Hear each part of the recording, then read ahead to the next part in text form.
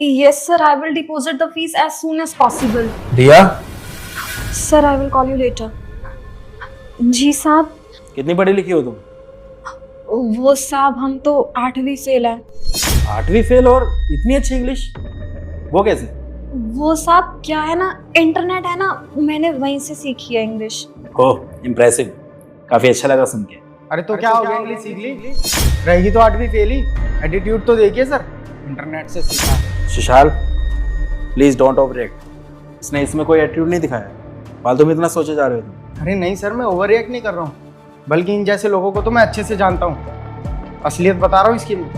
इन गवार लोगों का पता है क्या है, ये जानबूझ के बड़े लोगों के सामने ना इंग्लिश बोलते हैं ताकि या तो इन्हें हाइक मिल जाए या फिर कोई 20-50 रुपए दे के चला जाए इन्हें। सुशाल ये क्या बकवास कर रहे हो तुम? हाँ, इस बेचारे ने तो कुछ ऐसा बोला भी नहीं है जिससे तुम ऐसा बोलो।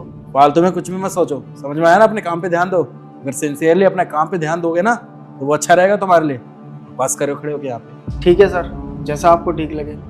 मैं तो आपका असिस्टेंट हूँ, इसलिए आपको बस समझा रहा था, आपके भले की बात बोल रहा हूँ। मुझे समझाने की जरूरत नहीं है, समझ में आया ना? इस कंपनी का ओनर हूँ मैं, मुझे बहुत अच्छे से पता है कि मेरे लिए क्या सही है और क्या गलत है, इससे मैं क्या बात कर रहा हूँ। तो please mind your own business, समझ में आया ना? और हाँ दिया, तुम कहाँ पर फीस डिपॉजिट करने की बात कर रही थी? वो साहब मेरा बेटा है ना, उसके स्कूल की फीस जमा करनी थी, तो बस उसी की प्रिंसिपल से बात कर रही थी। वो क्या है ना, फीस भरनी है और 1 तारीख आने वाली है। अगर टाइम से फीस ना दो ना तो जुर्माना लग जाता है, तो बस इसीलिए। कौन से स्कूल में पढ़ता है तुम्हारा बेटा? वो साहब डीएस पब्लिक स्कूल है ना, पीछे वाले चौक पे, वहीं पढ़ता है मेरा बेटा। DS public school? लेकिन वहां तो रईसों के बच्चे पढ़ते हैं, तुम कैसे फीस जमा कर भी पाती हो, मैनेज कैसे करती हो? हाँ साहब, बड़ा स्कूल तो है और महंगा भी है, पर क्या करे, मेरे बेटे के भविष्य का सवाल है। हम मियाँ बीवी मिलके ना सब संभाल लेते हैं। मैं यहाँ झाड़ू पोछे का काम करती हूँ और मेरे पति चौकीदार का काम करते हैं, तो हम दोनों पैसे जोड़ लेते हैं उसकी फीस के लिए। और वैसे भी साहब, बच्चे के भविष्य की बात है, अगर उसे इतने अच्छे स्कूल में पढ़ाएंगे नहीं तो जिंदगी में कामयाब कैसे होगा वो? तो मैं और मेरे पति तो अपने शौक मार लेते हैं, लेकिन अपने बच्चे के शौक नहीं मरने देते। साहब, हमें अपने बच्चे के लिए जितनी मर्जी मेहनत करनी पड़े, हम कभी पीछे नहीं हटते। हम अपने बच्चे के सारे शौक पूरे करेंगे, जो उसे चाहिए होगा वो उसे ला कर देंगे। लीजिए सर, मैंने बोला था ना, हो गया इसका ड्रामा शुरू। अब ये ऐसे ही रोना धोना मचाएगी यहाँ पे। अरे बहुत अच्छे से जानता हूँ जैसे लोगों को, इसने देख लिया बॉस आए हैं, उनके सामने थोड़ा सा रोना धोना कर देती हूँ, सैलरी बढ़ जाएगी। क्यों, यही बात है ना? या फिर सर आपको इसके ऊपर थोड़ा सा तरस आ जाएगा तो फाइनेंशियली इसकी मदद कर दोगे आप, यही चाहती है बस ये। और इतना ड्रामा करते हैं ना सर ये, आप इनकी बातों में मत फंसना, इनका रोज का यही। मैं तो कहता हूँ सर चलते हैं हम मीटिंग के लिए, लेट हो जाएंगे, प्रिपरेशन भी करनी है हमें। हाँ वैसे तुम सही कह रहे हो, मीटिंग स्टार्ट होने वाली, प्रिपरेशन भी करनी है उसकी। दिया, अच्छे से साफ सफाई करना, ठीक है? क्लाइंट आने वाले हैं, उन्हें गंदगी नहीं दिखनी चाहिए बिल्कुल भी, और ये फोन मत चलाना। जी साहब। आओ।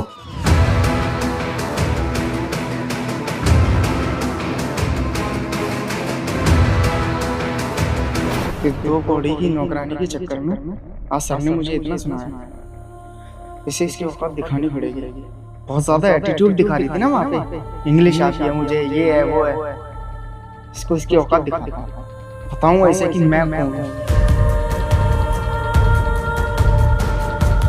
महारानी साहबा यहाँ सर पे हाथ रख के बैठी हुई है, सर से मुझे डांट पड़वा के, इसे तो अभी बताऊंगा। ओए सुन, यहाँ कैसे बैठी हुई है तू? ये तेरी बैठने की जगह है? अबे तेरी औकात भी है यहाँ बैठने की? आजकल देख रहा हूँ मैं। वो साहब क्या है ना, मेरे सर में दर्द हो रहा है, तो बस इसलिए यहाँ बैठ गई। अबे तो सर में दर्द होगा तो कहीं भी बैठ जाएगी क्या? तेरी औकात भी है यहाँ बैठने की? आजकल बहुत देख रहा हूँ मैं, हवा में उड़ रही है तू, और सर के सामने कुछ ज्यादा ही एटीट्यूड नहीं दिखा रही थी तू? ऐसा है, मेरे को गुस्सा मत दिला, वैसे ही सर की बात दिमाग में घूम रही है मेरे। तूने डांट पड़वा के आज अच्छा नहीं किया मुझे। साहब मैंने कहाँ आपको एटीट्यूड दिखाया, साहब ने तो बस जो जो मुझसे पूछा मैं बस उसी का ही जवाब दे रही थी, और कुछ नहीं। तू रुक जा, तेरे को तो ना जॉब से ही निकलवाता हूँ मैं, तेरी हरकतें बहुत बढ़ती जा रही हैं यहाँ पे। नहीं साहब, मुझे नौकरी से मत निकलवाइए, ये एक नौकरी है जिससे मैं अपने बच्चे की स्कूल की फीस भर पाती हूँ। साहब मैं आपके आगे हाथ जोड़ती हूँ, प्लीज ऐसा मत कीजिए। हाँ अब अच्छी लग रही है ना तू ऐसे गिड़गिड़ाते हुए मेरे सामने, ऐसे हाथ जोड़ के ही रहा कर मेरे सामने। क्योंकि मेरे को गुस्सा आता है ना तो बहुत ज्यादा दिमाग खराब होता है। फिर किसी दिन ऐसी जॉब से निकलवा दूंगा तेरे को। और आगे से ना एक बात दिमाग में डाल ले, ये जगह तेरी बैठने की नहीं है। या दिख मत जाइयो बैठी हुई कभी, चाहे सर में दर्द हो चाहे पेट में दर्द हो। और मैं कभी भी सामने से आता हुआ दिखूं ना तो चुपचाप अपना रास्ता चेंज कर लिया कर, क्योंकि एक तो तेरी शक्ल बहुत बुरी लगती है मेरे को और तेरी आवाज ना कानों में चुभती है मेरे। दूर रहा कर मुझसे। जी जी साहब, मैं आज के बाद यहाँ कभी नहीं बैठूंगी और आपको जवाब भी नहीं दूंगी। यहाँ तक कि आपसे नजर भी नहीं मिलाऊंगी। अगर आप कभी सामने भी है ना तो रास्ता बदल दूंगी। साहब मुझे माफ कर दीजिए। अब शक्ल क्या देख रही है, चल निकल यहाँ से।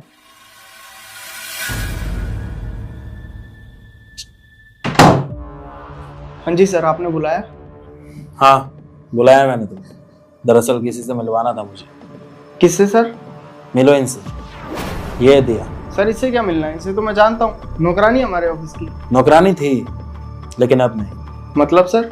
मतलब यही कि अब से ये मेरी नई पर्सनल असिस्टेंट। लेकिन सर पर्सनल असिस्टेंट तो मैं हूँ ना। तुम हो नहीं बल्कि तुम थे।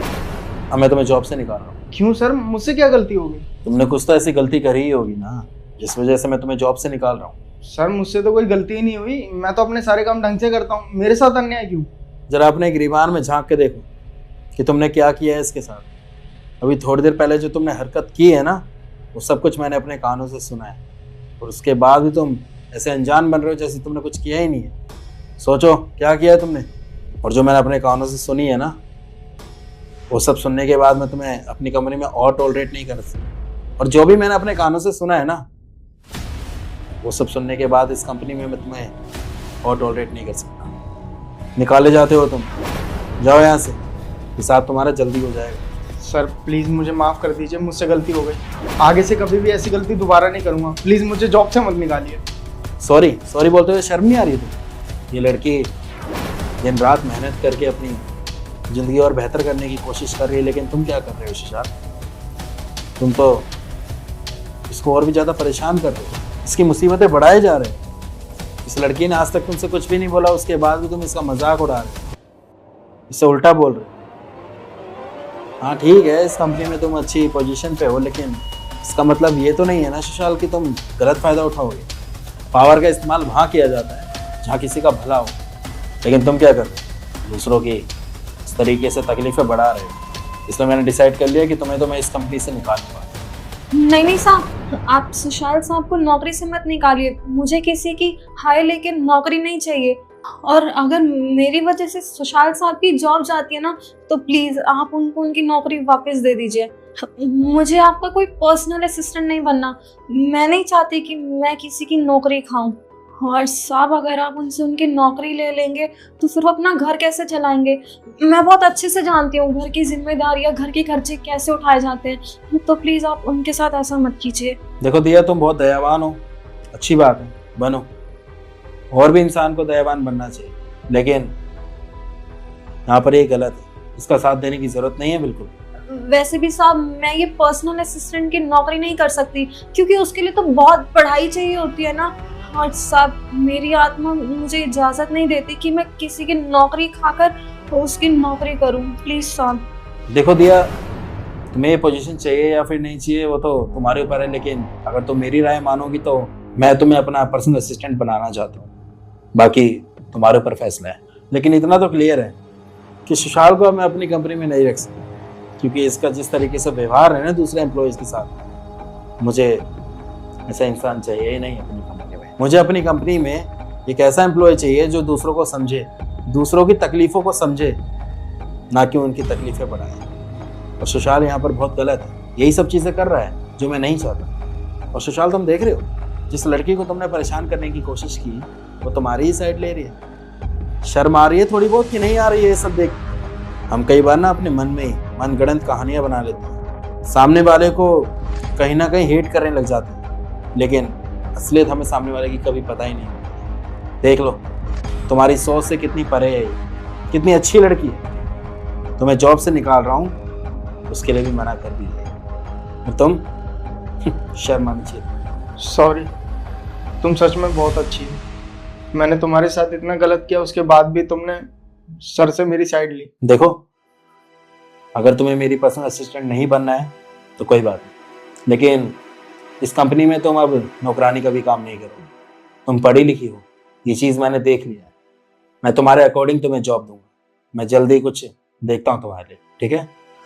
बाकी सुशाल, तुम जिस तरह से तुमने अभी लास्ट सॉरी बोला, मुझे ऐसा लग रहा है कि शायद तुम्हें अपनी गलती का एहसास हो गया है और तुम शायद भविष्य में ऐसी गलती दोबारा ना भी दोहराओ। इसलिए मैं तुम्हें एक मौका और देता हूँ। बाकी अब तुम जाओ, जल्दी तुम्हें खुशखबरी दूंगा मैं। आपका बहुत बहुत धन्यवाद साहब, आप सच में बहुत अच्छे इंसान हैं।